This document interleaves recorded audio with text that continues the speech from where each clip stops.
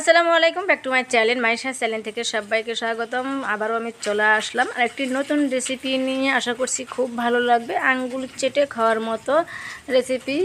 যারা কখনো খায়নি তাদের জন্য আমার আজকের রেসিপিটি। সয়াবিন এবং মসুরির ডাল দিয়ে কাউকে না করলে বুঝতেই পারবেন না আপনি এটা কী রান্না করেছেন। যখন মাংস থাকবে না তখন এভাবে রান্না করে নিতে পারবেন। এখানে আমি 100 গ্রাম মসুরির ডাল নিয়েছি এবং বারবার পানি দিয়ে আমি ধুয়ে ভিজিয়ে রাখবো। এখানে আমি সয়াবিনও নিয়েছি, 100 গ্রাম হবে। সয়াবিন বারবার পানি দিয়ে আমি ধুয়ে নেব এবং কিছুক্ষণের জন্য পানি দিয়ে ভিজে রেখে দেব নরম হয়ে আসা পর্যন্ত।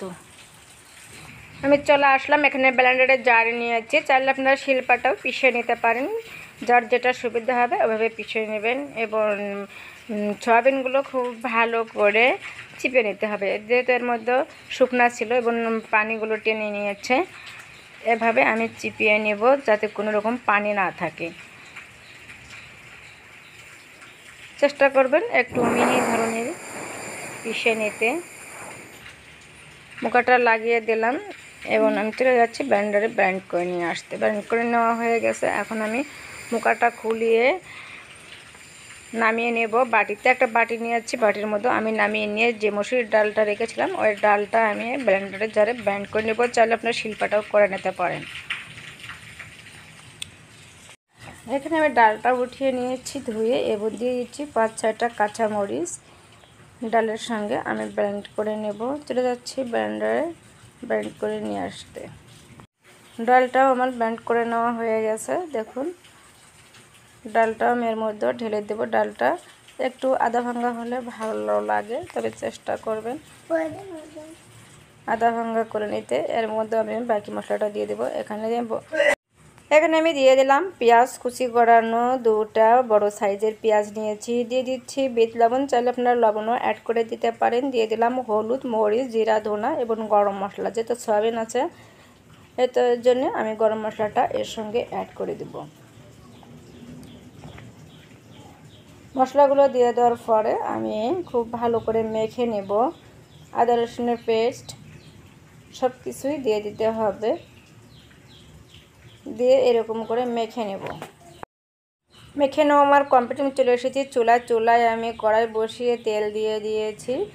তেলটা খুব ভালো করে গরম করে নেব। গরম করে নেওয়ার পরে মিডিয়ামে রেখে ভেজে নেব। আপনাদের সাইজ অনুপাতে আপনারা করে নেবেন। চাইলে আপনারা বড়া হিসাবেও বাচ্চাদের টিফিনে দিতে পারেন, চায়ের সঙ্গে খেতে পারেন, আবার আপনারা রান্না করেও খেতে পারেন তরকারি হিসাবে, এবং খুব ভালো লাগবে। এক পাশে হয়ে আসা পর্যন্ত অপেক্ষা করতে হবে।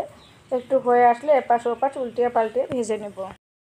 যারা কখনোই মসুরির ডাল এবং সয়াবিন দিয়ে রান্না করে খাননি কোনো রেসিপি বা বড়া, তারা চাইলে এভাবে রান্না করে খেয়ে দেখবেন। কীরকম লেগেছে অবশ্যই কমেন্টে জানাবেন। আমার মনে হয় যারা একবার এভাবে খেয়েছেন তারা বারবার খেতে চাবেন এবং না বললে বুঝতেই পারবেন না আপনি কি রান্না করেছেন। এতটাই টেস্টি হয়েছিল, খুবই ভালো লেগেছে আমার। এভাবে আমি সবগুলোই তৈরি করে নেব। পুরোটাই দেখালে ভিডিওটা অনেক বড় হয়ে যাবে। আমি তৈরি করে নিয়ে এসেছি, দেখুন কতটা লোভনীয় হয়েছে। চাইলে আপনারা এভাবেও রেখে খেতে পারেন। এবং আমি যেহেতু রেসিপি রান্না করব এই জন্য আমি চলে আসলাম কড়াইয়ে তেল দিয়ে দিয়েছি। এখানে পেঁয়াজ কুচি এবং কিছুটা পেঁয়াজ আমি ব্লেন্ডারের জারে ব্লেন্ড করে নিয়েছি। পেঁয়াজ কুচি করে বেরেস্তা করে ভেজে নেব, মানে লালচে কালার করে ভেজে নিতে হবে।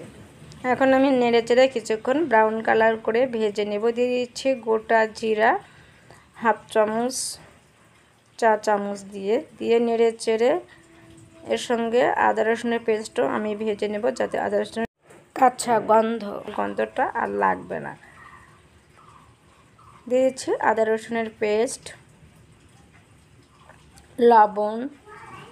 এভাবে আমি ভেজে নেব পেঁয়াজের সঙ্গে। মশলাটা খুব ভালো করে কষে নিতে হবে। যত ভালো কষে নিতে পারবেন তরকারিটা একদম পারফেক্ট হবে। আমি দিয়ে দিলাম পেঁয়াজের পেস্ট করে নিয়েছিলাম,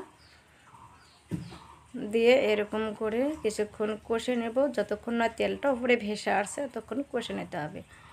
খুব ভালো করে নেড়ে চেড়ে কষে নেব। আমি দিয়ে দিলাম গরম মশলা, এবং সামান্য একটু মরিচ। এখন আমি এর মধ্যে অ্যাড করে দিলাম হাফ চামচ হবে জিরার গুঁড়া দিয়ে খুব ভালো করে আবারও মশলাগুলো কষে নেব। যত ভালো আপনি মশলাটা কষে নিতে পারবেন তত পারফেক্ট আপনার রান্নাটা হবে। লক্ষ্য রাখবেন অবশ্যই মশলা কষানোর উপরে আপনার রান্নাটা নির্ভর করবে। এভাবে আমি কিছুক্ষণ কষে নেব 5 মিনিটের মতো। মশলাটা আমার কষানো হয়ে গেছে, দেখতে পাচ্ছেন উপরের তেলগুলো ভেসে আসছে। এখন আমি এর মধ্যে সামান্য একটু পানি অ্যাড করে দেব। বেশি পানি আমি দেব না, সামান্য একটু পানি অ্যাড করে দিলাম। দিয়ে কিছুক্ষণ নেড়েচেড়ে আমি ঢাকনা দিয়ে ঢেকে রেখে দেব 10 মিনিটের জন্য। এই প্রসেসে আপনারা বাসায় অবশ্যই রান্না করে খেয়ে দেখবেন, খুবই ভালো লাগবে।